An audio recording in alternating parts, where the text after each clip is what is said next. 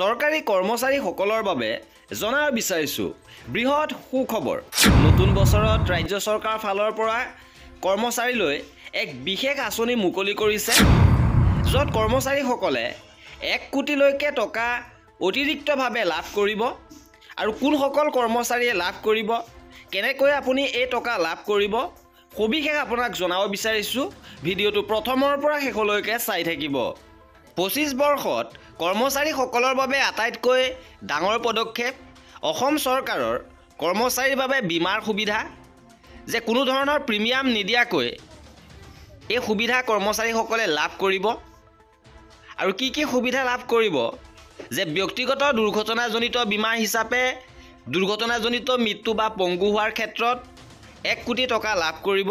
দ্বিতীয়তে বিমান দুৰ্ঘটনাজনিত বীমা, ইয়াত বিমান দুৰ্ঘটনাৰ ফলত মৃত্যু হোৱাৰ ক্ষেত্ৰত সৰ্বাধিক 2 কোটি টকা লাভ কৰিব। স্থায়ীভাৱে সম্পূৰ্ণ পংগু হোৱাৰ ক্ষেত্ৰত সৰ্বাধিক 1 কোটি টকা লাভ কৰিব। আৰু স্থায়ী আংশিক পংগুত্বৰ ক্ষেত্ৰত সৰ্বাধিক 80 লাখ টকা লাভ কৰিব। আৰু ম্যাদী জীৱন বীমা, য'ত প্ৰাকৃতিক আৰু দুৰ্ঘটনাজনিত মৃত্যুৰ ক্ষেত্ৰত সৰ্বাধিক 10 লাখ টকা লাভ কৰিব, অৰ্থাৎ প্ৰাকৃতিকভাৱেও যদি মৃত্যু হয় তেতিয়াও 10 লাখ টকা লাভ কৰিব আৰু কোনো ধৰণৰ প্ৰিমিয়াম দিব নালাগে। এতিয়া জনাব বিচাৰিছোঁ যে কোনসকল কৰ্মচাৰীয়ে এই সুবিধা লাভ কৰিব। নিয়মীয়াকৈ দৰমহা প্ৰাপ্ত কৰ্মচাৰীসকলে এই সুবিধা লাভ কৰিব। চেলাৰী একাউণ্টটোত একেৰাহে 3 মাহ নিয়মীয়াকৈ দৰমহা জমা হ'ব লাগিব। অনিয়মীয়া হ'লে এই সুবিধা লাভৰ পৰা কৰ্মচাৰীগৰাকী বঞ্চিত হ'ব।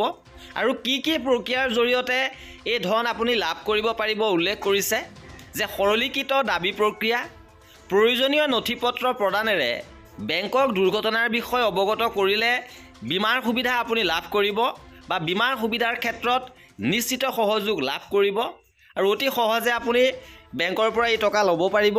গতিকে নিশ্চিতভাৱে নতুন বছৰ আৰম্ভণিতে কৰ্মচাৰীসকলৰ বাবে ই এটা অতি সুখবৰ হিচাপে বিবেচিত হৈছে। এয়া আছিলে এই ভিডিঅ'টোত। কৰ্মচাৰী আৰু পেঞ্চনাৰৰ প্ৰতিটো আপডেট পাই থাকিবৰ বাবে আমাৰ চেনেলটো ছাবস্ক্ৰাইব কৰি ৰাখিব। ভিডিঅ'টো শেষৰলৈকে চোৱাৰ বাবে বহুত ধন্যবাদ।